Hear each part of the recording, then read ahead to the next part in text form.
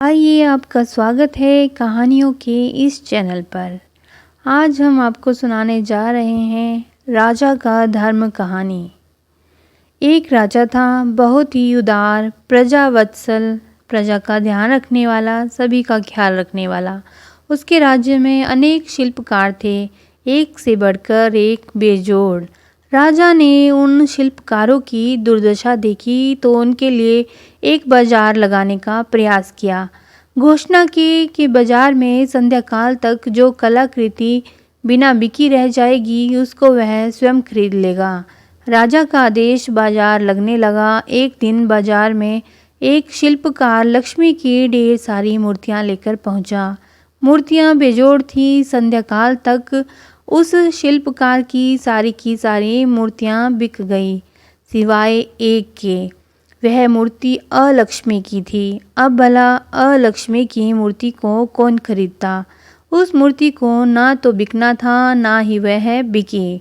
संध्या समय शिल्पकार उस मूर्ति को लेकर राजा के पास पहुंचा। मंत्री राजा के पास था। उसने सलाह दी कि राजा उस मूर्ति को खरीदने से इनकार कर दे। अलक्ष्मी की मूर्ति देखकर लक्ष्मी जी नाराज हो सकती हैं, लेकिन राजा अपने वचन से बंधा था। मैंने हाट में संध्याकाल तक अनबिकी वस्तुओं को खरीदने का वचन दिया है। अपने वचन का पालन करना मेरा धर्म है। मैं इस मूर्ति को खरीदने से मना करके अपने धर्म से नहीं डिग सकता। और राजा ने वह मूर्ति खरीद ली। दिन भर के कामों से निवृत्त होकर राजा सोने चला तो एक स्त्री की आवाज़ सुनकर चौंक पड़ा। राजा अपने महल के दरवाजे पर पहुंचा। देखा तो एक बेशकीमती वस्त्र रत्नाभूषण से सुसज्जित स्त्री रो रही है। राजा ने रोने का कारण पूछा। उसने कहा, मैं लक्ष्मी हूँ, वर्षों से आपके राजमहल में रहती आई हूँ। आज आपने अलक्ष्मी की मूर्ति लाकर मेरा अपमान किया। आप उसको अभी इस महल से बाहर निकाल दीजिए। देवी, मैंने वचन दिया है, राजा ने कहा, कि संध्या काल तक जो भी कलाकृति अनबिकी रह जाएगी उसको मैं खरीद लूँगा। उस कलाकार को मूर्ति का दाम देकर आपने अपने वचन की रक्षा कर ली है। अब तो आप इस मूर्ति को फेंक सकते हो, लक्ष्मी ने कहा।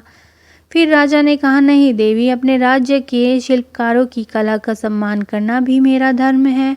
मैं इस मूर्ति को नहीं फेंक सकता। तो लक्ष्मी बोली, ठीक है, आप अपना धर्म निभाइए, मैं जा रही हूँ। राजा की बात सुनकर लक्ष्मी बोली और वहाँ से प्रस्थान कर गई।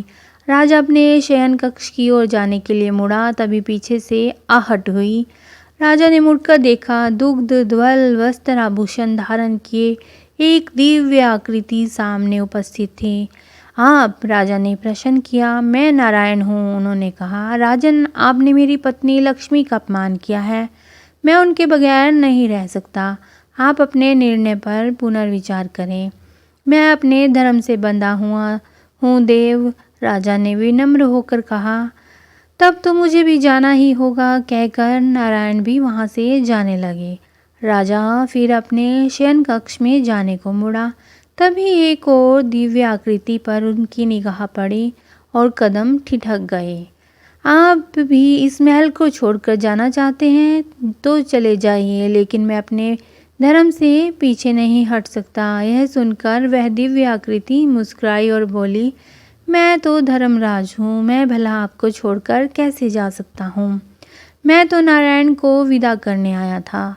उसी रात राजा ने सपना देखा। सपने में नारायण और लक्ष्मी दोनों ही थे।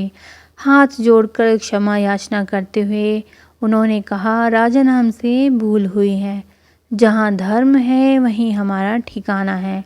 हम वापस लौट रहे हैं। और सचमुच अगली सुबह राजा जब अपने मंदिर में पहुंचा तो वहाँ नारायण और नारायणी दोनों ही थे।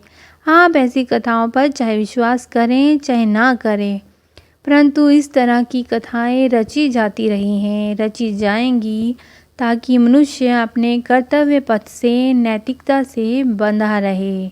धन्यवाद।